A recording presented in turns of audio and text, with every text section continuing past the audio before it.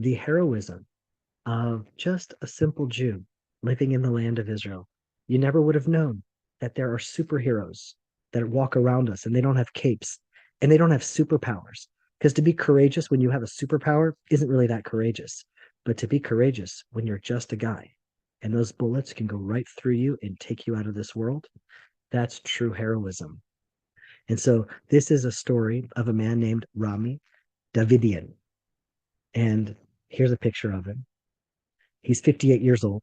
He's married to Iris. He has four children. The oldest of his children is 34, and the youngest of his children is 14. He grew up in a family of 11 children on a farm in the South.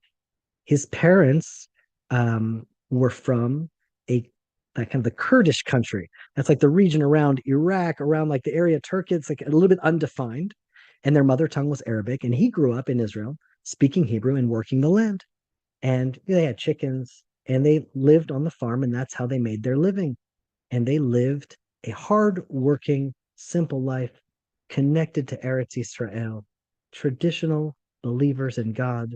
And they lived there his whole life. He lived on that moshav, Patish, in the northern Negev, just outside the kibbutzim that were attacked in October 7th. And he said that from the time he was born, he's been living in Patish. That's his home. It's like one big family there. Everyone knows each other. And he says there's something really strong and powerful about living in such a tight knit community. He says he has three brothers there and another three brothers that live in Ofakim, a small town near his moshav. And October 7th, he was drinking a cup of coffee before going to synagogue, and he had no idea what was about to happen.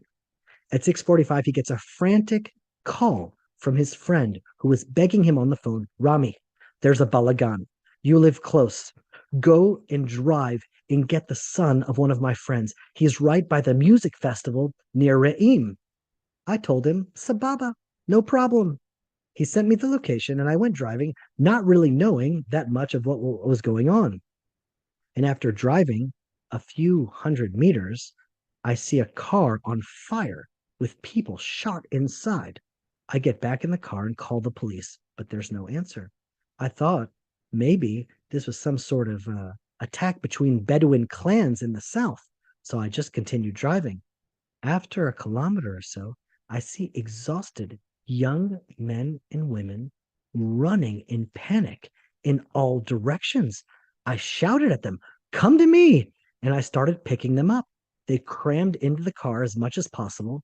I didn't understand exactly what was happening, but it was clear that we had to get them out of there.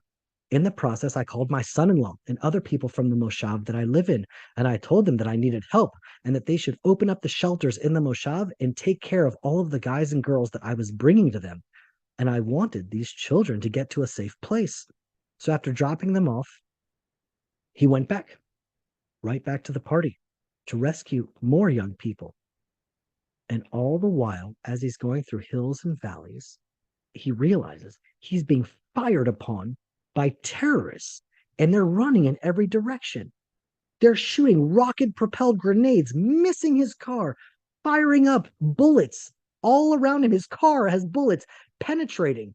And he says, after driving another kilometer, he sees another young couple hiding in the bushes, in the pits. And he shouted to them, hey, this is Rami, come with me. They come out scared from hiding. And again, 15 children cram into his car. And on the way, young Med shared with him all the horrors that they saw. They told me there are dozens of terrorists who arrived on foot, on motorcycle, in vans. They're shooting, they're murdering everyone in cold blood.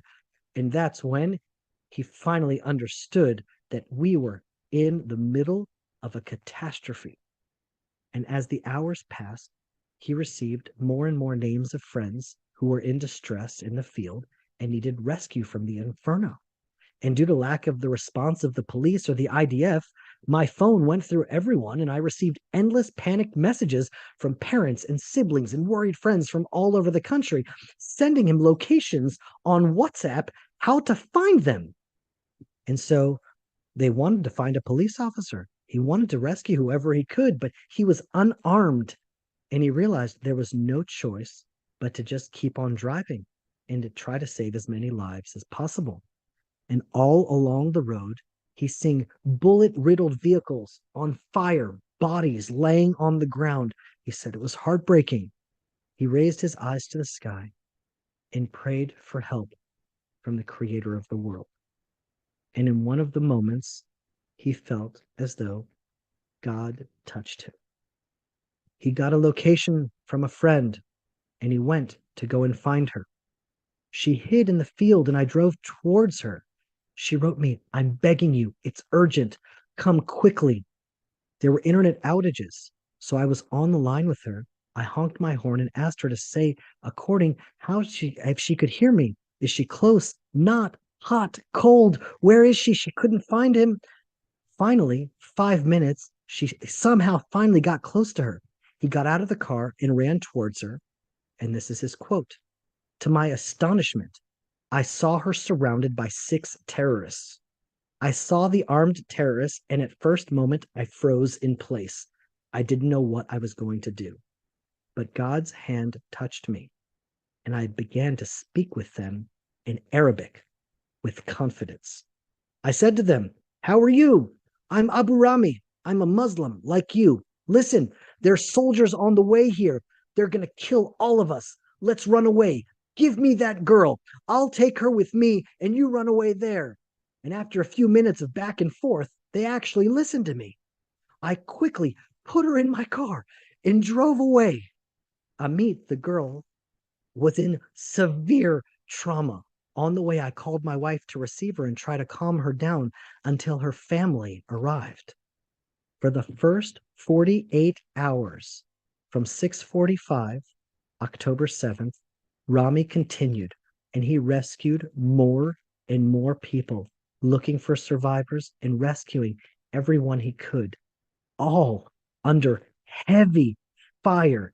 He says each rescue was more difficult than the previous one. I didn't see my house, my children. I didn't think about anything other than that. Apart from the rescues, I also collected a lot of bodies. I was working nonstop.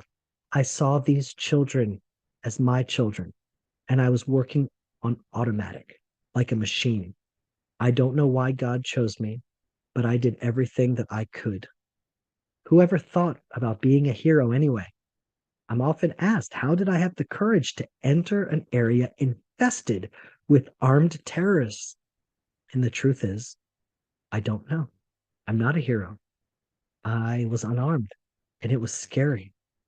But I hope that anyone else who comes in such a situation and saw children that needed to be saved would do exactly the same to save the children. I believe that God's hand touched me in those hours and directed me where to go, what to do, where to take those children. And as I'm driving through the wadis and fields, when above me and around me there's non-stop shooting and bullets hit my car and I get out without a scratch, there's no explanation other than that was God's hand protecting me. For me, it was clear. I have a mission, and I thank God for giving me the right to do it. He had one more message for the Jewish people living in Israel today. And he said, it's important to remember that for those terrorists, we were all Jews. Even when I rescued the children from the party, I didn't ask who's left wing and who's right wing, who's religious and who's secular. I saved everyone because we are all Jews and we are all brothers and sisters. We should also remember and never forget that. And so that is one of the most unbelievable stories that I've heard so far from the war. Can we put his picture back up there, Tabitha? His name was Rami Davidian, and he sells gas to the farmers in southern Israel. He's not a fancy man. He's not a superhero, but my Lord, the courage to do one act. I can wrap my mind around that. The house is on fire. There's an elderly man inside. Go inside the house and pull him out. I can wrap my mind around that. But every time he dropped those children off, he had to go back and forth and back and forth. Rami ended up saving 700 children from that music festival together with his moshav. The level of heroism is just beyond.